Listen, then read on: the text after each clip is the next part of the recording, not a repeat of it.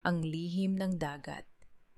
Sa isang tahimik na baryo sa tabing dagat, nakatira si Kaloy, isang batang mangingisda na masipag at may malasakit sa kalikasan. Bata pa lang, marunong na siyang mangisda gamit ang maliit na bangka at lambat ng kanyang ama. Madalas, sinasabihan siya ng kanyang ina, "Huwag mong abusuhin ang dagat, Kaloy. Ang dagat ang nagbibigay sa atin ng buhay." Isang araw, maagang pumalaot si Kaloy para mangisda. Habang abala sa paghahagis ng lambat, bigla itong bumigat, Wow, maraming isda siguro to. sabi niya ng may ngiti. Ngunit nang hatakin niya ang lambat, nagulat siya. Isang sirena ang kanyang nahuli. Ang kanyang buntot ay makintab na berde at ang buhok nito ay parang sinag ng araw. Sino ka? Pakawalan mo ako. Mahina, ngunit may pakiusap na sabi ng sirena. Nagulat si Kaloy, pero hindi siya natakot. Pasensya ka na, hindi ko sinasadya.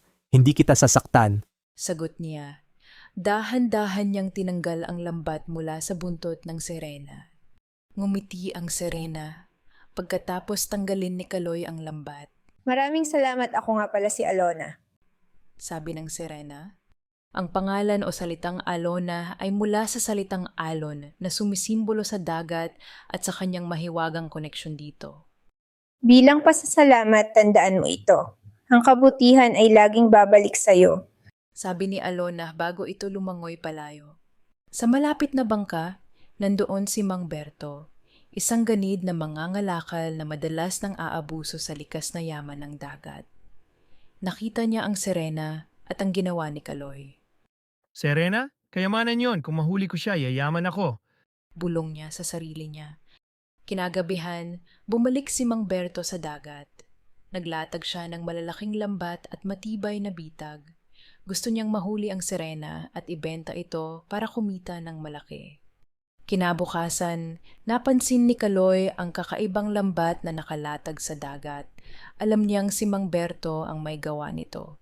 Hinanap niya ang sirena at binalaan ito. Nag-isip sila ng plano. Habang binabantayan ni Mang Berto ang kanyang lambat, sinadyang guluhin ni Kaloy ang lugar. Naghagis siya ng mga bato sa tubig upang lituhin si Mang Berto. Sa ilalim ng dagat, ginamit naman ng sirena ang kanyang matatalas na buntot upang sirain ang lambat. Sa kabila ng kanilang plano, galit na galit si Mang Berto. Hindi ako susuko, huhulihin kita. Sigaw niya habang sinusubukan pang ayusin ang kanyang mga lambat. Ngunit biglang lumakas ang alon at ang bangka ni Mang Berto ay tumaob. Naligtas siya ng ibang mangingisda pero nawala ang lahat ng kanyang kagamitan.